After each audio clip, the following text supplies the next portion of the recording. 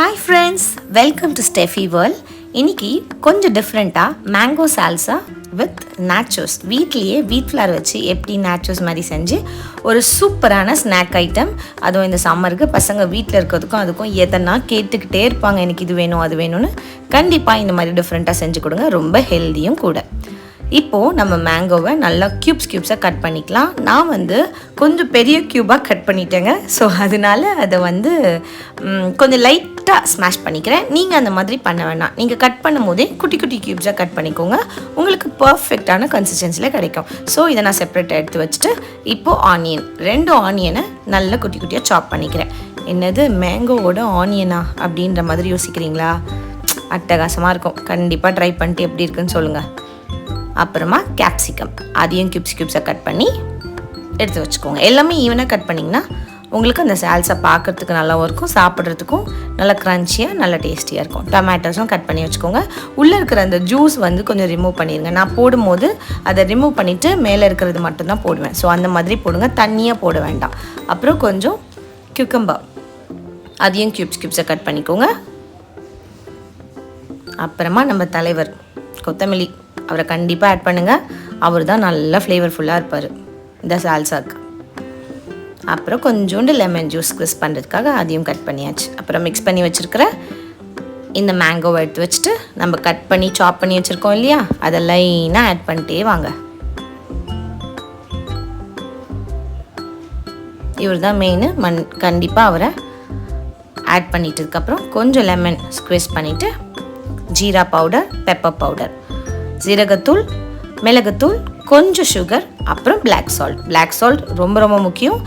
இந்த ரெசிபிக்கு black salt சேர்த்து செஞ்சிங்கன்னா ரொம்ப அட்டகாசமாக இருக்கும். டேஸ்ட் இல்லாத பட்சத்தில் நோ ப்ராப்ளம், நீங்கள் ஒயிட் சால்ட் ஆஸ் யூஷுவல் நாங்கள் யூஸ் பண்ணுற டாட்டா சால்ட் ஏதோ ஒன்று நீங்கள் உங்கள் விஷயக்கு ஏற்ற மாதிரி அதையே யூஸ் பண்ணலாம், ஒன்றும் பிரச்சனை இல்லை. நல்லா மிக்ஸ் பண்ணிக்கோங்க. அதை ஒரு சைடில் எடுத்து வச்சுருங்க. இப்போது அந்த நேச்சுரல் செய்கிறதுக்கு ஒரு மிக்சிங் பவுலில் கொஞ்சமாக தண்ணி, கொஞ்சமாக சால்ட், அப்புறம் கொஞ்சம் சீரகம், கொஞ்சோண்டு சுகர், அப்புறம் கொஞ்சம் காஷ்மீரி மிளகாய் தூள், அப்புறம் நம்ம எடுத்து வச்சுருக்கிற வீட் ஃப்ளார் அப்படியே கொஞ்சம் பிசைஞ்சு சப்பாத்தி பதத்துக்கு கொண்டு வந்துடுங்க.